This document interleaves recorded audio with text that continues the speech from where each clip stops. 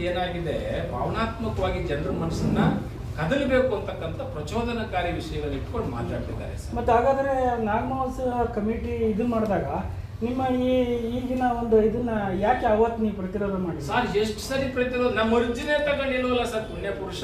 ಎಷ್ಟು ಅರ್ಜಿ ಕೊಟ್ಟಿದ್ದೀವಿ ನಾವು. ಆ ವರದಿ ಕೊಡುವ ಸಂದರ್ಭದಲ್ಲಿ ಸರ್ ಇದನ್ನ ಕನ್ಸಿಡರ್ ಮಾಡಿ ಸರ್ ಈ ತರ ಇದೆ ಸರ್ ಈ ಸಮುದಾಯ ಹಿಂಗ್ ಸೇರುತ್ತೆ ಸರ್, ಒಂದನಾರು ಕನ್ಸಿಡರ್ ಮಾಡ್ಬೇಕಲ್ಲ ಸರ್. ಈ ಫಿಕ್ಸ್ಡ್ ಗೌರ್ಮೆಂಟ್ ಸಬ್ಮಿಟ್ ಬಗ್ಗೆ ಎಷ್ಟು ದಿವಸ ಆಯ್ತು ವರದಿ? ಅಲ್ಲಿವರೆಗೂ ತಾವು ಈಗ ಅಂದ್ರೆ ಸರ್ಕಾರದ ದೊಡ್ಡ ಪೋಲಾಗುತ್ತಲ್ಲ, ಇದಕ್ಕೆ ಯಾರ ಹೊಣೆ ಸ್ವಾಮೀಜಿಗಳೇ ಅಂತ ಸಾಮಾನ್ಯರೇ. ಆ ವರದಿಯನ್ನ ಸಬ್ಮಿಟ್ ಮಾಡೋ ದಿನನೇ ನಾವು ಮೈಸೂರಲ್ಲಿ ಸುಮ್ಮನಿದ್ರ ಇನ್ನೆಲ್ಲ ಸುಮ್ಮನಿಲ್ಲ ಸರ್. ಈಗ ಅವರ ಇಲ್ಲ ಇನ್ನೊಂದು ಸಮುದಾಯದ ಒಂದು ದೊಡ್ಡ ಮಟ್ಟದ ಪ್ರತಿರೋಧ ವ್ಯಕ್ತವಾದಾಗ ಇಲ್ಲ ಸರ್, ಈಗ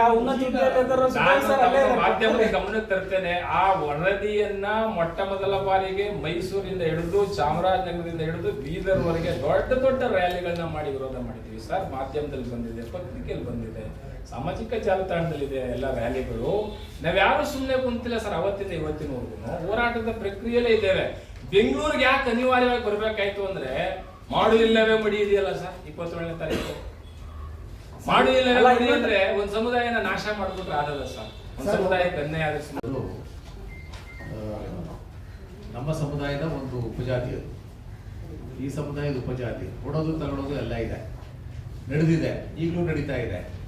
ನಮ್ಮ ಜೊತೆ ಅವ್ರು ಕೆಲಸ ಮಾಡ್ತಾ ಇದ್ದಾರೆ. ಚನ್ನದಾಸರು ಯಾವ ರೀತಿ ಅಲೆಮಾರಿಗಳಾಗ್ತಾರೆ? It's a settled community. ಒಂದು ಕಡೆ ಇರುವಂಥ ಕಮ್ಯುನಿಟಿ. ಅವ್ರು ಊರು ಸುತ್ತುವಂಥ ಸಮುದಾಯ ಅಲ್ಲ.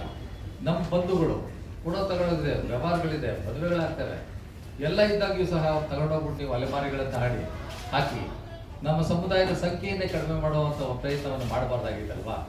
ನೀವು ಎಂಪರಿಕಲ್ ಡೇಟಾ ಅಂತ ಹೇಳ್ತೀವಿ. ಮತ್ತೇನು ಡೇಟಾ ಕಲೆಕ್ಟ್ ಮಾಡಿದ್ರಿ? ಆ ಸಮುದಾಯದ ಬಗ್ಗೆ ಏನು ಅಧ್ಯಯನ ಮಾಡಿದ್ರಿ? ಯಾವ ಸಮುದಾಯಕ್ಕೆ ಹೊಂದ್ಕೊಂಡಿದೆ ಅಂತ ನೀವು ಅಧ್ಯಯನ ಮಾಡಿದ್ರಿ? ಏನೂ ಮಾಡಿದೆ ಅವ್ರ ಅಲೆಮಾರಿಗಳಂತ ನೀವು ಪರಿಗಣಿಸ್ಬಿಟ್ರೆ ಹೇಗಾಗ್ತದೆ? ಒಂದು. ಎರಡನೇದು, ಪೂಜ್ಯ ಸ್ವಾಮೀಜಿ ಅವರು ಹೇಳಿದ್ರು, ಈ ಕರ್ನಾಟಕದಲ್ಲಿರೋ ಜಾತಿಗಳು ತಮಿಳುನಾಡಲ್ಲಿ ಪರೆಯ ಜಾತಿಗಳು ಒಂದೇ. ಇದು ಅಧ್ಯಯನಗಳು ನಡೆದಿದೆ.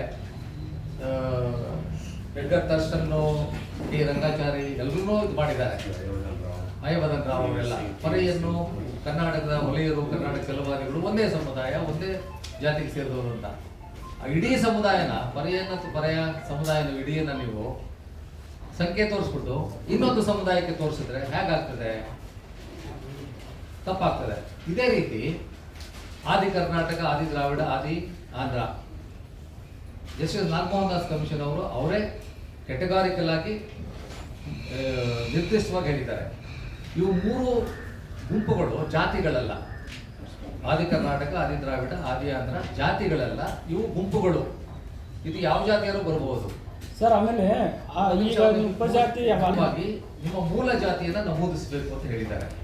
ಆದರೂ ಸಹ 4,74,000 ಅದು ಪೂರ್ಣವಾಗಿಲ್ಲ. ಅದು ಪೂರ್ಣ ಮಾಹಿತಿ ಅಲ್ಲ, ಅಪೂರ್ಣ ಮಾಹಿತಿ. ಇವರನ್ನ ನೀವು ಅರ್ಧ ಮಾಡಿ ಇಲ್ಲಿಗರ್ಧ ಅಲ್ಲಿಗರ್ಧ ಹಾಕೋದು. ನೀವು ಮೂಲ ಜಾತಿಯನ್ನ ಕಂಡುಹಿಡಿಯಲಿಕ್ಕೆ ಪ್ರಯತ್ನವನ್ನೇ ಮಾಡಿಲ್ವಲ್ಲ? ಮಾಡಬೇಕಾಗಿತ್ತಲ್ವಾ? ನಮ್ಮ ಪ್ರಕಾರ 95 ಭಾಗ ಆದಿ ಕರ್ನಾಟಕ, ಆದಿ ದ್ರಾವಿಡ, ಆದಿ ಆಂಧ್ರ ಬಲಗೈ ಸಮುದಾಯಕ್ಕೆ ಸೇರಿದಂತ ಕುಟುಂಬಗಳಿವು. ಅಷ್ಟು ತಗೊಂಡೋಗ್ಬಿಟ್ಟು ನೀವು ಅಲ್ಲೇ ಹಾಕಿದ್ರೆ ನಮ್ಮ ಸಂಖ್ಯೆ ಹಿಂಗೆ ಮೇಲೋಗ್ತದೆ.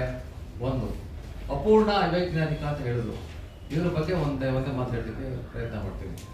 ಯಾವ ಜಿಲ್ಲೆಯಲ್ಲೂ ನಾವು ಸಹ ನಮ್ಮ ಸಮುದಾಯ ಯಾವ್ಯಾವ ಜಿಲ್ಲೆಯಲ್ಲಿ ಎಷ್ಟೆಷ್ಟು ಸಂಖ್ಯೆಯಲ್ಲಿದೆ ಅನ್ನೋದ್ರ ಬಗ್ಗೆ ನಾವು ಮಾಹಿತಿಯನ್ನು ನಾವು ಪಡ್ಕೊಂಡಿದ್ದೇವೆ. ಸ್ವಾಮೀಜಿಯವರು ಮತ್ತು ಸಿದ್ದಯ್ಯ ಸರ್ ಅವರು ನೀವು ಕೇಳಿದ ಪ್ರಶ್ನೆಗೆ ನಮ್ಮೆಲ್ಲ ಬಂಧುಗಳಿಗೆ ಏನು ಮನದಟ್ಟಾಗಬೇಕು ಅನ್ನೋ ವಿಷಯನೆಲ್ಲ ನಿಮಗೆ ಮುಕ್ತವಾಗಿ ಹೇಳಿದ್ದಾರೆ. ನಾನು ಹೇಳೋದಿಷ್ಟೇ, ನಮ್ಮ ಬಲಗೈ ಸಮುದಾಯಕ್ಕೆ ದೊಡ್ಡ ಅನ್ಯಾಯ ಆಗೋಗಿದೆ.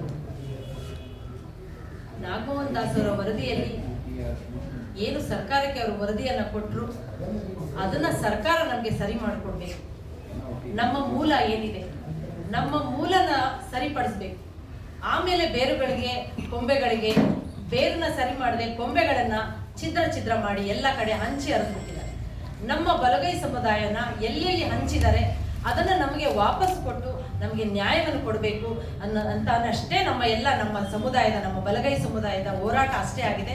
ನಾವು ಶಾಂತ ರೀತಿಯಲ್ಲೇ ಹೋರಾಟ ಮಾಡ್ತೀವಿ. ನಮ್ಮ ಬಾಬಾ ಸಾಹೇಬ್ ಅಂಬೇಡ್ಕರ್ ಅವರ ಆಸೆ ಏನಿತ್ತು ಅದನ್ನ ಪೂರ್ಣಗೊಳಿಸ್ಬೇಕು ಅನ್ನೋದಷ್ಟೇ, ಅವರ ಕನಸನ್ನು ನನಸು ಮಾಡ್ಬೇಕು ಅನ್ನೋದಷ್ಟೇನೆ. ಯಾಕೆ ಅಂತಂದ್ರೆ ಬಾಬಾ ಸಾಹೇಬ್ ಅಂಬೇಡ್ಕರ್ ಅವರು ಮೀಸಲಾತಿ ತಗೊಳ್ಳಿ, ಪ್ರತಿಯೊಬ್ಬರಿಗೂ ಕೊನೆಯ ಕಡೆ ಮನುಷ್ಯನಿಗೆ ನ್ಯಾಯ ಸಿಗಬೇಕು ಅನ್ನೋದನ್ನ ಹೇಳಿದ್ರು. ಈ ತರ ಒಳ ಮೀಸಲಾತಿ ಮಾಡಿಕೊಂಡು ನೀವು ಕಿತ್ತಾಟ ಮಾಡ್ಕೊಳ್ಳಿ ಅಂತ ಅವ್ರು ಎಲ್ಲೂ ಹೇಳಿಲ್ಲ. ನಾವೆಲ್ಲರೂ ಒಗ್ಗಟ್ಟಾಗಿರ್ಬೇಕು, ಪ್ರತಿಯೊಬ್ಬರಿಗೂ ನ್ಯಾಯ ಸಿಗಬೇಕು, ಸಮವಾಗಿ ಹಂಚಿಕೆ ಆಗಬೇಕು. ಮೀಸಲಾತಿ ಅನ್ನೋದು ಎಲ್ಲರ ಹಕ್ಕು ಮತ್ತು ಎಲ್ಲರಿಗೂ ಸಮವಾಗಿ ಹಂಚಿಕೆ ಆಗಬೇಕು ಅನ್ನೋದನ್ನ ತಿಳಿಸ್ಕೊಟ್ಟಿದ್ದಾರೆ. ಅದರಷ್ಟೇ ಉದ್ದೇಶ ನಮ್ದು. ಅದಕ್ಕಾಗಿ ನಾವು ಸರ್ಕಾರಕ್ಕೆ ನಮ್ಮ ಬೇಡಿಕೆಯನ್ನ ಮುಂದಿಡ್ತಾ ಇದ್ದೀವಿ. ಇದೇ 25ನೇ ತಾರೀಕು ಬೃಹತ್ ಪ್ರತಿಭಟನೆ ನಡೀತಾ ಇದೆ. ಫ್ರೀಡಂ ಪಾರ್ಕ್ ಅಲ್ಲಿ ಬೃಹತ್ ಪ್ರತಿಭಟನೆ ನಡೀತಾ ಇದೆ. ಇಡೀ ನಮ್ಮ ರಾಜ್ಯದ ಎಲ್ಲ ನಮ್ಮ ಬಲಗೈ ಬಂಧುಗಳಿಗೆ ನಾನು ಈ ಮುಖಾಂತರ ಮನವಿ ಮಾಡ್ಕೊಳ್ತೀನಿ, ಪ್ರತಿಯೊಂದು ಮನೆಯಿಂದನೂ ಎಲ್ಲರೂ ಬನ್ನಿ, ನಿಮ್ಮ ಅಸ್ತಿತ್ವವನ್ನ ಉಳಿಸ್ಕೊಳ್ಳಿ, ನಿಮ್ಮ ಹಕ್ಕನ್ನ ಪಡ್ಕೊಳ್ಳಿ ಅಂತಾನೆ ನಾನೆಲ್ಲ ನಮ್ಮ ಬಂಧುಗಳಿಗೆ ಈ ಮುಖಾಂತರ ಮನವಿ ಮಾಡ್ಕೊಳ್ತೀನಿ. ಪ್ರತಿಯೊಬ್ಬರು ಬಂದು ನಿಮ್ಮ ಹಕ್ಕುಗಳನ್ನು, ನಿಮ್ಮ ಅಸ್ತಿತ್ವವನ್ನು ಉಳಿಸ್ಕೊಳ್ಳಿ. ಇದು ಎಲ್ಲ ನಮ್ಮೆಲ್ಲರ ಜವಾಬ್ದಾರಿ, ನಮ್ಮ ಕರ್ತವ್ಯ, ನಮ್ಮೆಲ್ಲರ ಹೋರಾಟ ಆಗಿರ್ಲಿ ಅಂತ ಎಲ್ಲರ ಹತ್ರ ಹೇಳಿ ಎಲ್ಲರಿಗೂ ಧನ್ಯವಾದ.